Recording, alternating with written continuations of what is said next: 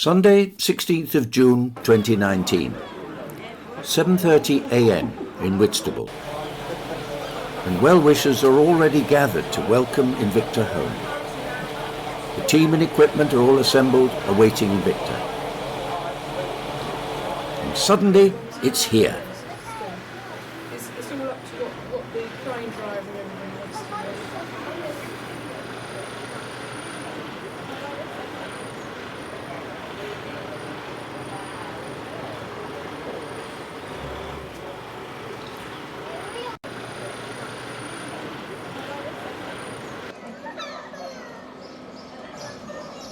Everyone knows their part as the plan rolls into action. It seems slow, but safety and checking are vital.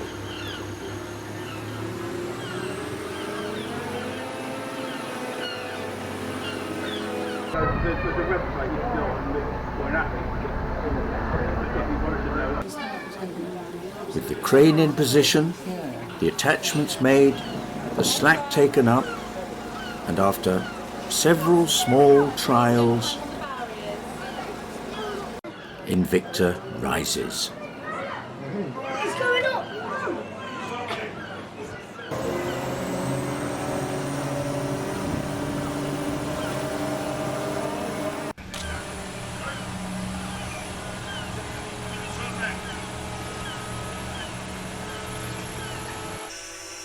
And once again, the drone gives us a spectacular bird's-eye view of the scene.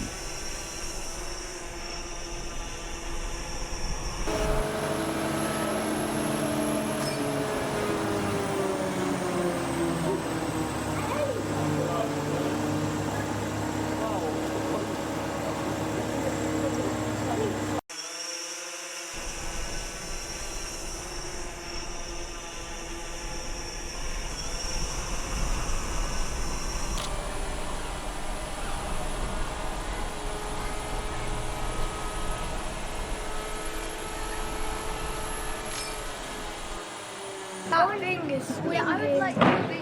It's going to swing a bit. It doesn't swing too much. It's swing.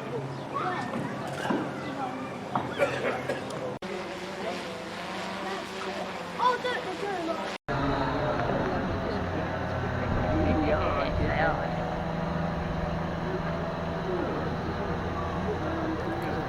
Soon, Invicta disappears behind the rooftops as it descends.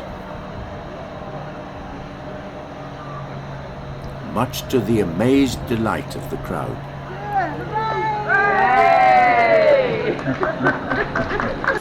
Sadly, this was the last sight of Invicta for the onlookers. But luckily, Invicta's onboard camera and the drone allow us to follow the action. As Invicta descends into the museum's courtyard, we wonder, what would Stevenson have thought of this procedure? Probably he would have understood the mechanics and engineering of the crane and admired that it was so powerful and tall, but at the same time so lightweight and portable. Its engine would have fascinated him, because from his time another 30 years would pass before the first commercial internal combustion engine would be demonstrated in Europe.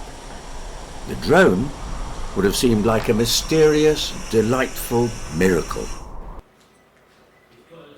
Once on the ground in the courtyard, Invicta is manoeuvred on special trolleys into the museum's gallery.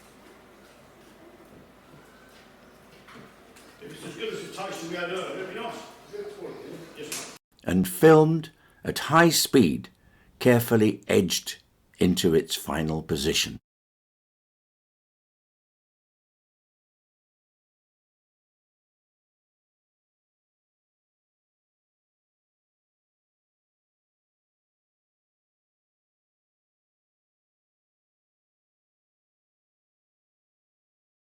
This is CFM TV, broadcasting to the Garden of England. We now have a special news item from Whitstable. Today we have come to see the new home of George Stephenson's Invicta steam engine. Invicta had been located in Canterbury for over 70 years, but it is now installed in the Whitstable Museum. We are particularly excited today because we understand that we may have an unexpected guest joining us.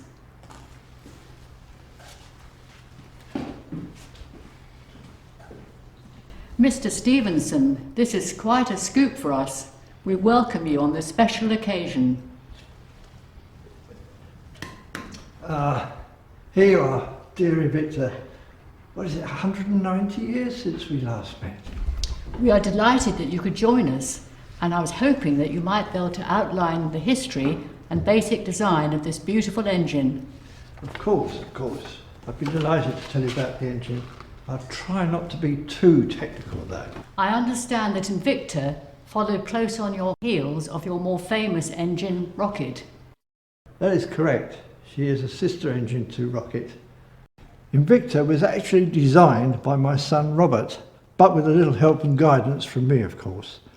So tell us, how did it all start? It was proposed to build a railway line between Canterbury and Whitstable. And the directors, knowing of our building of engines, ordered one to go along that line. So that was Invicta, but were Rocket and Invicta identical engines? Almost. They did have similar design features. For example, these inclined cylinders. But Invicta was better in that she had additional coupling rods that drove all four wheels, thus improving traction. One other similar design feature was both engines had multi-tube boilers. This made the production of the steam more efficient, better than the old open flue boilers of the earlier models. Even so, I understand that she still lacked the necessary power to get up some of the steep inclines along the proposed line. You're correct. Yes, we overcame that though by installing stationary steam engine along the way, which pulled her up the slopes. I believe she also had problems later on. Yes, they decided to take out the multi-flue boiler and replace it with the open flue, which was not good. But from your earlier comments about the multi-tube boilers, that sounds like a retrograde step. It was, unfortunately, and so it wasn't long before we had to take her out of service. But fortunately for us, she survived, and here she is, 190 years later, on display in Whitstable, her importance in history recognised. I was so pleased that my Invicta was one of the few of my locomotives that were actually preserved. And now, as you say, here she is and looking splendid. I understand that Invicta was so important that she was displayed at a number of celebratory events, both here in England and also went abroad. That is correct. She was exhibited at the Golden Jubilee of the Stockton and Darlington Railway, then again for my centenary celebrations in Newcastle in 1881. I believe she also went over the Channel at one point. That's right. She was exhibited in Paris in 1900. Then, of course, Invicta returned to England and spent the next 70 years on display in Canterbury, when for some reason she was painted bright red. Oh dear, yes, I didn't like that at all, but at least she was being cared for.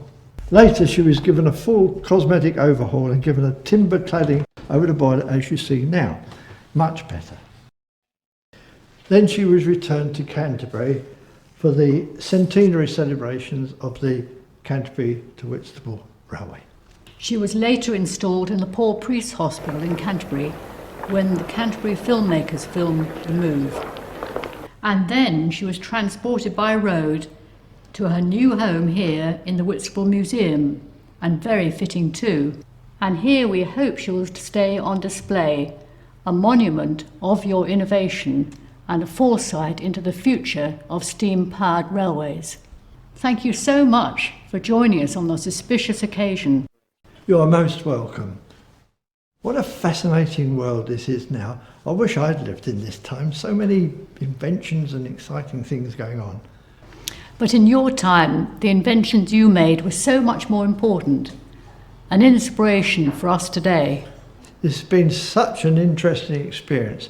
But unfortunately, I must leave you now. Believe me, I shall be keeping an eye on what's happening to Invicta. Goodbye.